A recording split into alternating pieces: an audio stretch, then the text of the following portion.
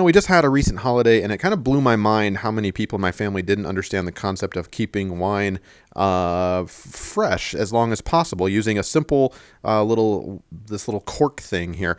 They just put the regular cork back in and called it good. But I wanted to make a video here that showed you, especially if you've got wine that's been open and you've got a lot of air in there, get yourself one of these. They're super cheap. It's got a little pump, and there's a little they're like little rubber toppers, and there's 3 of them, and then you've got this one plastic pump, and it works like that.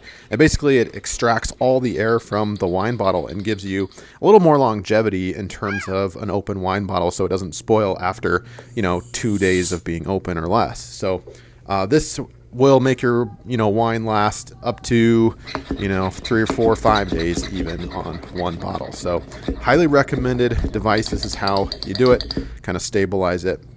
And the emptier it is as far as wine goes, the more pumps you'll get to get all that air out.